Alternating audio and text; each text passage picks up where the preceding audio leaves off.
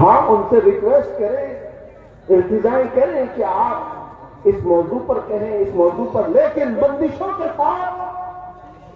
ارے کتنے تو ایسے ہیں، ہمارے پاس ایک معاملہ ایسا ابھی دور دراز کے علاقے کا ہے، ایک امام صاحب کو حق بیانی کرنے پر ان کے کپڑے پھاڑ دیے، ان کو مارا گیا، منبر سے اتارا گیا۔ کس وجہ سے؟ کہ ان کی طبیعت کی بات نہیں کر رہے تھے مولانا، شریعت مصطفیٰ کی بات کر رہے تھے۔ تم سود کھاتے رہو گے اور علماء نہیں بیان کریں گے، شراب پیتے رہو گے علماء نہیں بیان کریں گے، چوری کرتے رہو گے علماء نہیں بیان کریں گے۔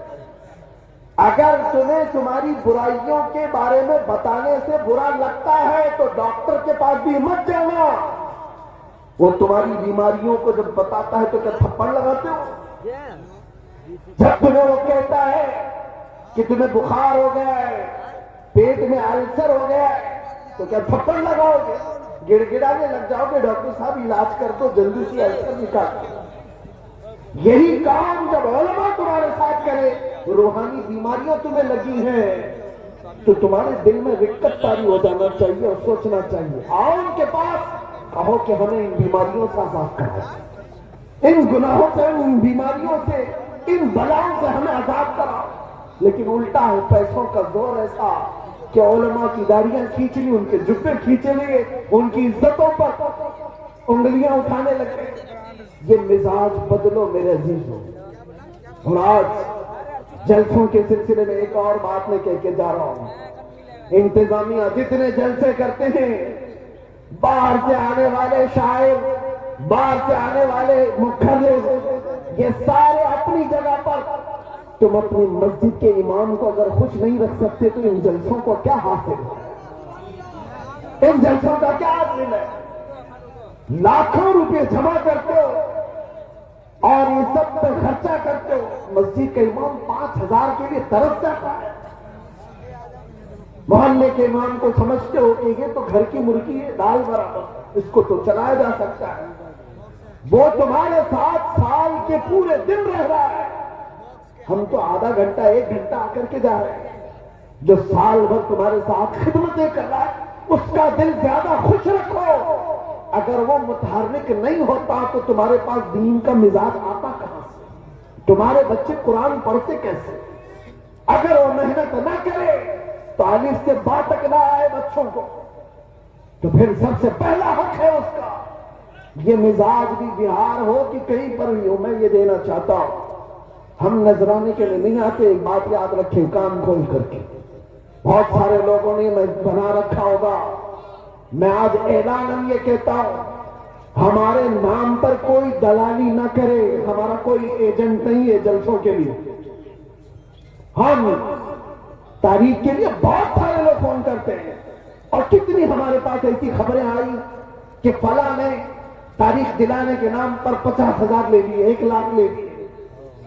قوم سے میں کہتا ہوں کسی کو 1 روپیہ بھی دینے کی ضرورت نہیں، اللہ رب العزت نے ہمیں جتنا عطا کیا وہ بہت ہے، بہت ہے۔ میں نے جلسوں کو کبھی بھی ذریعہ معاش نہیں بنایا ہے، اللہ شاہد ہے، اللہ شاہد ہے، کسی بھی جگہ ہم نے کبھی کوئی ڈیمانڈ نہیں کیا۔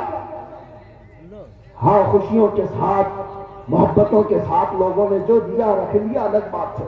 کبھی کسی سے تقاضا کیا ہو تو میرے سامنے کھڑا ہو کر کے بتا دیں، کبھی نہیں۔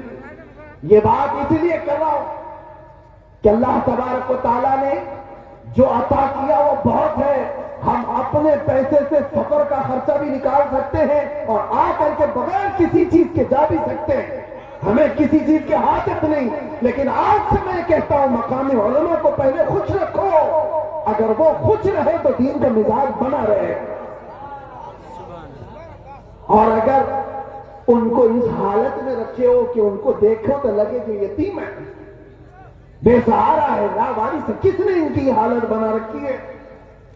یہ جیبوں پر لوگوں کی نظر کیوں ڈالنے لگ گئے؟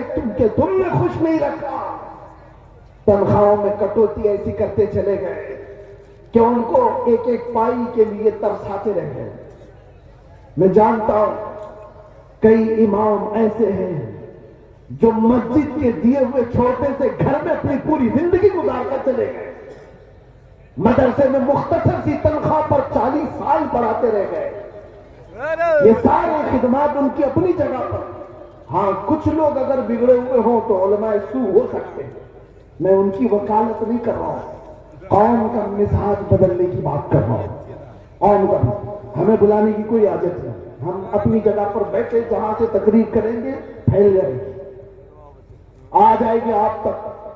ممبئی میں کھڑے ہو کر کے جمعہ میں خطاب کرتے تو پوری دنیا میں پھیلتی ہے، آ جاتا ہے۔ ہم صرف اور صرف بڑے اصرار کی وجہ سے آ جاتے ہیں، ہم یہ نہیں چاہتے کہ آپ کا مال ضائع ہو، برباد ہو۔ آپ یہ سارے مال کا جو صحیح استعمال ہے وہ اہل سنت و جماعت کی مضبوطی کے لیے ہی پر لگا۔ یہ کیا مزاج بنا رکھا ہے؟ بہت ساری فارمیلٹیز ہم دیکھ رہے ہیں، نعت خوانی بھی نوٹ خوانی کی طرح، جس کو دیکھو اس کو پیسوں کی طلب میں اگر نعت پڑی جاتی ہے تو وہ نعت نہیں رہتی ہے، وہ نعت نہیں، اس سے عشق مصطفیٰ نہیں آتا۔ عشق مصطفیٰ تو وہ ہے، آج سے تقریباً 70 سال پہلے میں نے پہلے ایک میگزین آتا تھا ماہنامہ المیزان اور استقامت، معذرت ماہنامہ استقامت، اس میں ایک چیز لکھی ہوئی تھی، بڑے علماء بیٹھے ہوئے تھے، ایک شاعر نعت مصطفیٰ پڑھ رہا تھا اور اس کے شعر کا مفہوم ایسا کچھ تھا، ایک طرف کعبہ ہے ایک طرف گنبد خضرا، درمیان میں میں ہوں، ادھر جاؤں کہ ادھر جاؤں۔ 18 مرتبہ اس نے ایک ہی مصرع پڑھا، 18 مرتبہ۔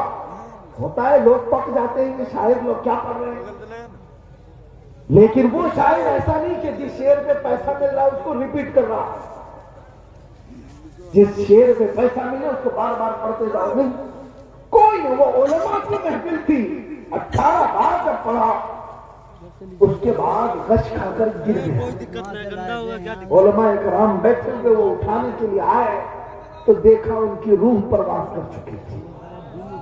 یہ نعت مصطفیٰ ہے، پہنچا وہیں پر جس کی مدح سرائی کر رہا تھا کہ یہاں تو لوگ ہلڑ بازی کر رہے ہوتے ہیں، یہ نعت نہیں ہے۔